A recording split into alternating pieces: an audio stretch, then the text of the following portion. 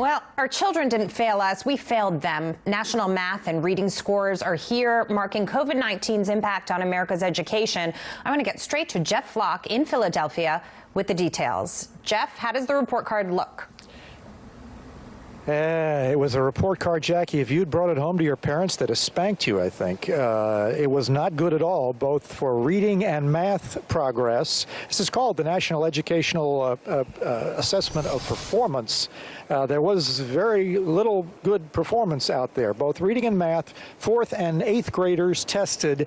Not a single state recorded progress, and in other words, an improvement in those scores since 2019, and most of the states had declines. If you drill down a little bit, for example, 8th graders, math specifically, proficiency level in 2019 wasn't that good to start with, 34%, just a third of students proficient in math, and now it's down below 30%. Former governor of Florida, Jeb Bush, predicted before this report card came out it was going to be bad, and he was on Fox today saying, yeah, I told you so. It's a disaster. I guess it should be expected that if you spend 2 years out of the classroom, in many cases, we had a problem before, and it's gotten a lot worse. So this should be a call to arms. Talking about that time out of the classroom, it was largely high poverty areas that had longer lockdowns, specifically 22 weeks on average of lockdowns in high poverty areas. Low poverty areas, just 13 weeks. And those high poverty areas did much worse on this testing. I leave you also with a statistic here in Philadelphia. The James Rhodes Elementary School, this is one school in particular in the inner city and particularly difficult. Math proficiency there, just 5% of the students recorded as proficient in math. The Pennsylvania average, by the way, is 37%. And the experts say, we've got to do something about this or we're going to have a disaster on our hands with our students. Listen. We have to be able to invest in communities this country historically turned a blind eye to. Because if we don't do that, then once again, those same individuals who are supposed to be driving the economic engine won't have the skills. And we are talking, Jackie, not only here in the inner city and urban areas, but in the country as well. Those areas did particularly poorly. A lot of people not with access to remote learning. It was a tough time, and it's going to get tougher if these students don't recover. Jackie. It sure was a tough time, Jeff, and these numbers are very sobering. Thank you so much for bringing them to us. They are. Joining me now, Nicole Neily, Parents Defending Education founder and Speech First president. Nicole, always great to see you. This is really sad, and this is what many people forecast would happen, that especially in these high poverty areas, children would suffer. We can't go back and undo the damage necessarily, but we're not doing anything to try to move forward either and bring those numbers back up. Right. What worries me is that school is a zero-sum equation. Schools have children for 7 or 8 hours a day, and rather than making up this astonishing learning loss, which, as a side note, most American parents were complaining about for years, and they were told when they wanted to reopen schools, when they said they didn't like virtual school, they were called names. They were called racist. They were called misogynist. They were called sexist.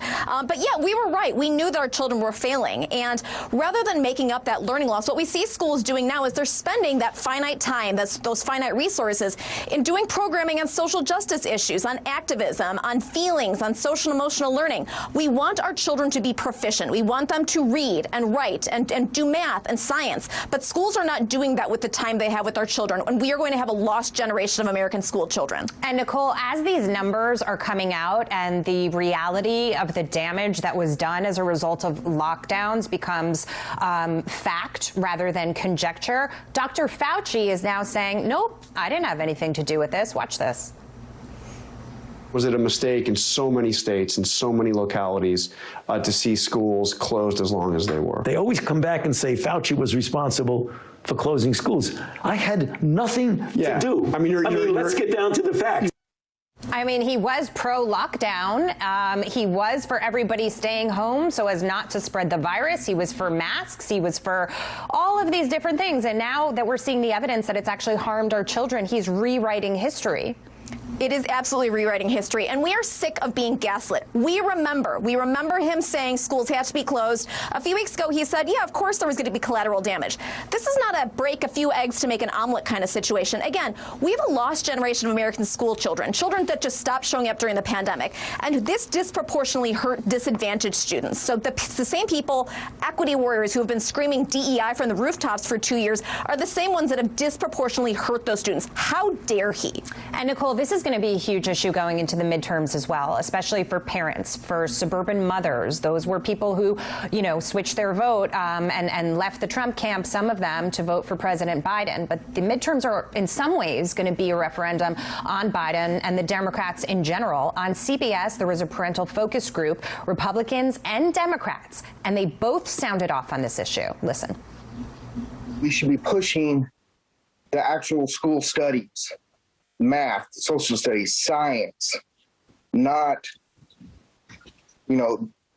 gender studies or sexual identifications. Sex education. I feel like some things, are brought to the children's attention they wouldn't even think about. You can teach them one thing at home, but when they go to school, they're just as much influenced by their teachers and their surroundings. And we should have more input to parents.